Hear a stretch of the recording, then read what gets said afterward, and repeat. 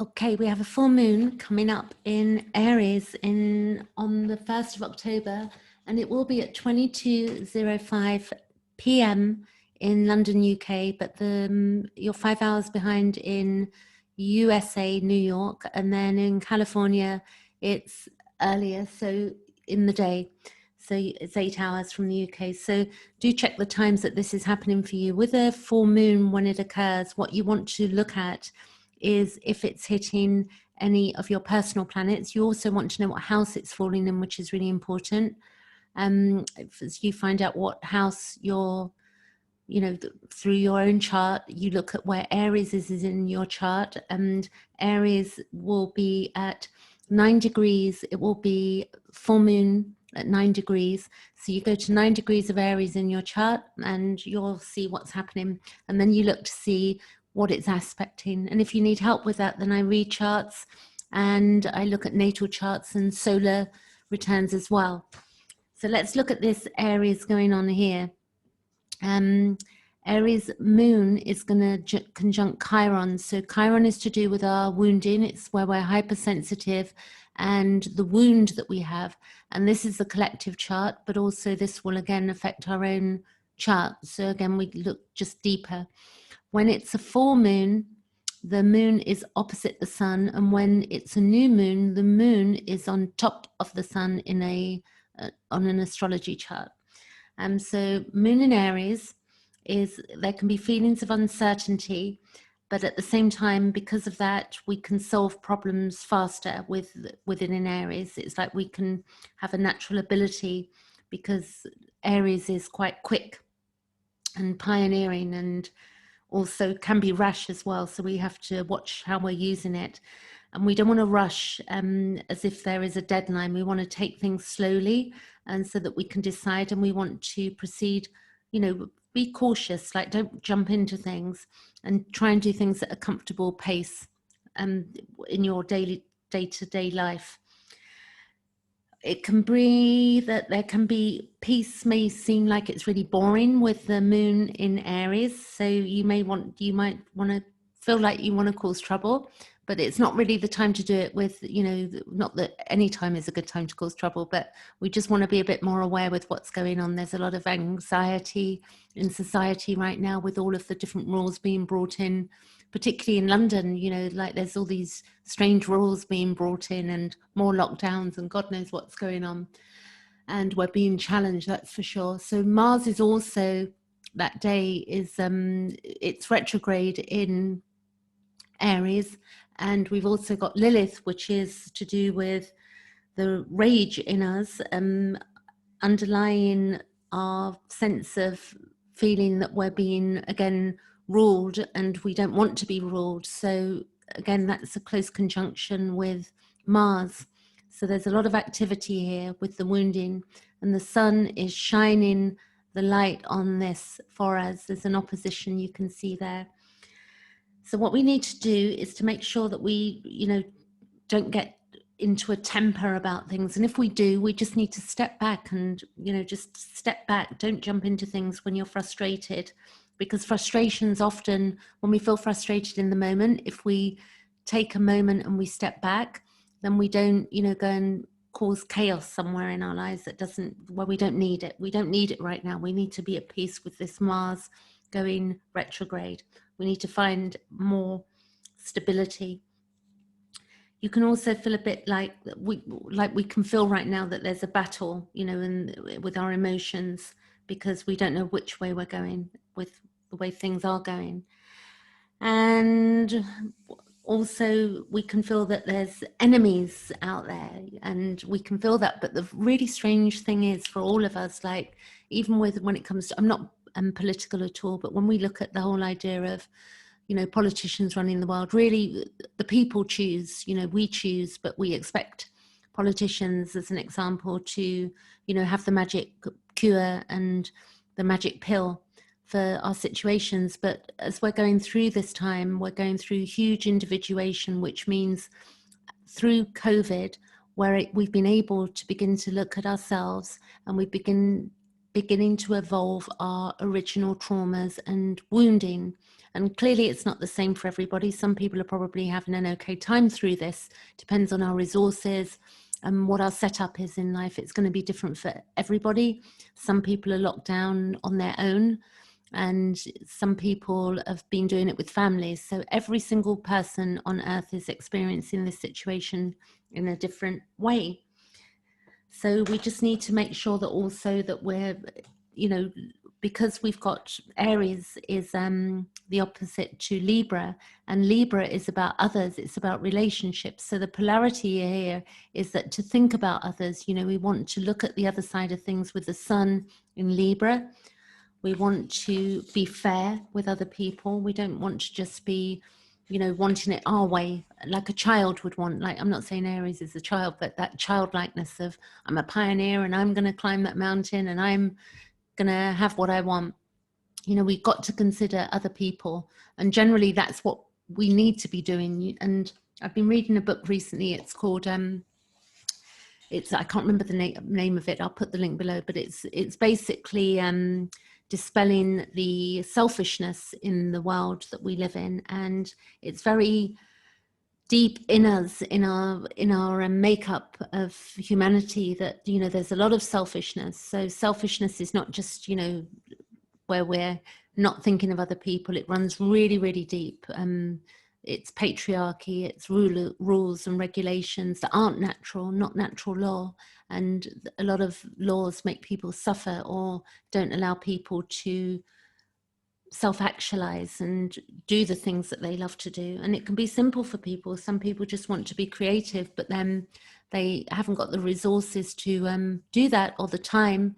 And so a life is lived just working, you know, 35, 40 hours a week, doing something that a person absolutely hates and stresses them out. And then when we're stressed, our cortisol levels are high and it makes us unwell.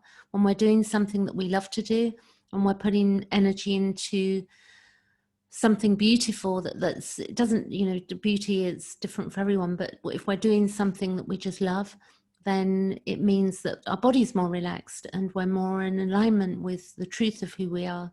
So we've got a lot to think about as we go through these changes. I'm going to give you a few of the aspects here as well. We've got Pluto, which is ultimate, is transmutation, transformation. Jupiter, which is truth here, and Saturn, which is restriction. This is a really watered down view I'm giving you, so don't just take that's what it means. Neptune is to do with beyond this realm, and it's you know, fantasy, but also can be disillusionment. Chiron is the wound, it's hypersensitivity, imprints from childhood. The moon is our ego self, it's our needs, it's, you know, the womb, mother, and just emotions.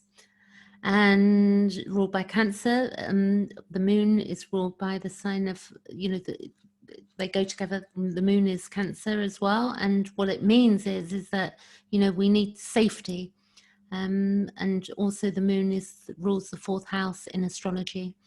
Mars is at home in Aries there, and it's interesting, it's gone retrograde in Aries because it only goes retrograde every 2 years, and it will be in a different sign, you know, in 2 years' time and so forth. It takes a long time to be in its own house. Then we've got Uranus that's in Taurus. This is to do with our monetary system at the moment and how we're revamping our whole monetary system, because, you know, the social system has just collapsed, hasn't it? If we think about it, with people can't go to work, the governments, which is ultimately our money, is, you know, being redistributed back to us, what we paid in taxes, as an example. And we've got the North Node in Gemini, so this is where we're looking at marketing, we're looking at doing things online, we're looking at doing things local, and we're looking at interacting with people in emails and online, and, you know, shopping online, all sorts of things like that as well. But it's also the trickster Gemini, so we want to make sure that we're, you know, not being fooled during this time as well. And that's going to be there for another year and a few months. The North Node moves around the chart that way around the chart, and the other planets move this way around the chart. And then we've got, currently, we've got Venus is in Leo, and it's going to be moving, let me look. Venus is going to be moving into Virgo in the next few days. So Venus will be moving into Virgo, which will give it a different meaning for the next coming weeks ahead. The sun is in Libra, so fairness all the way at the moment. 5-10, we've got 9 degrees, so we've got another 20 days, 21 days with it being in Libra.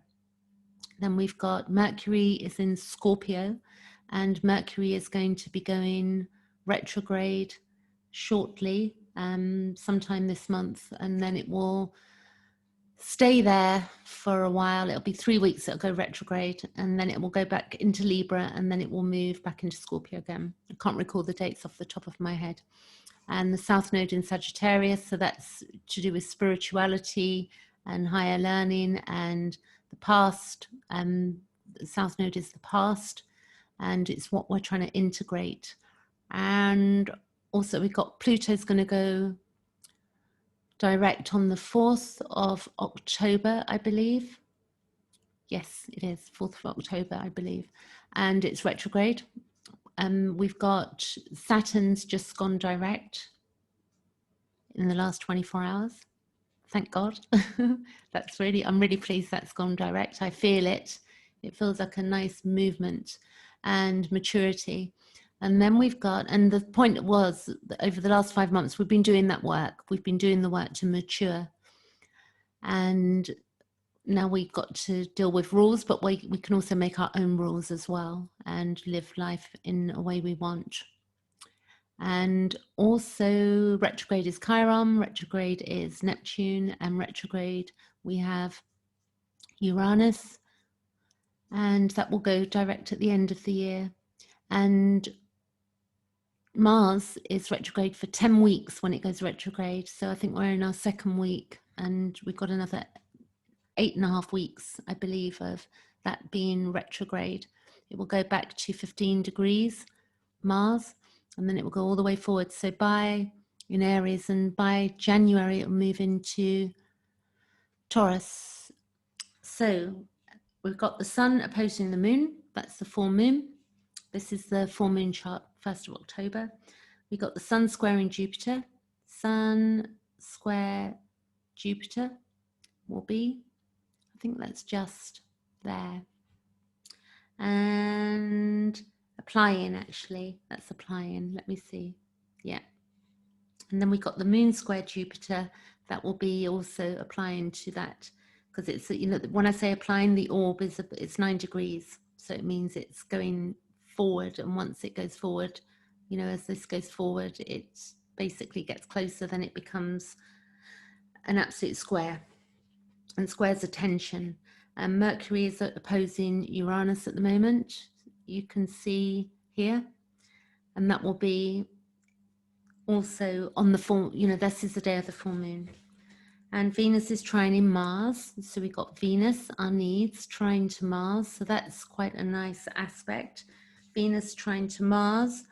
It's where we can be considerate and have some kindness. And it's also to do with, spending time in a meaningful way. So we can take a step back, and it can have a lot of creative energy as well. And we can be a bit more relaxed. We can try and be a bit more relaxed. Take a step back. There's no rush at this time. We don't have to rush out and make $1 million business or do anything, over the top. It really is a time to step back and look inside ourselves. The Mars square Saturn, you can see the Mars, this is going on for some time, Mars squaring the Saturn, Jupiter, and Pluto. And this is where, it's not very constructive, really this, but we really need this time to, for our evolution, we need this, we need to be pushed a bit in order to really develop and change. I mean, it looks like the COVID thing is probably going to be, we're bouncing in and out of that. And that's probably looks like we're going to be going through this until, January, February, March. And hopefully next year we will get a shift. So I'm going to leave it there. And if you want me to do your chart, just book me for an hour. And we record as well. I record it for you. So you get, you have a chat and we look at your chart, and then you know where you're at by where your planets are currently transiting you in your chart. Okay. I will add before I go that my, this full moon is happening in my 4th house just, and because my 9 degrees, my 5th house starts at 14 degrees of Aries. So I'd have to show you that, so I won't go into detail. If you know astrology, then you're going to understand what I mean by that, but if not, you may not, so not to worry if you don't. Okay, I'll catch you later. Thanks for watching.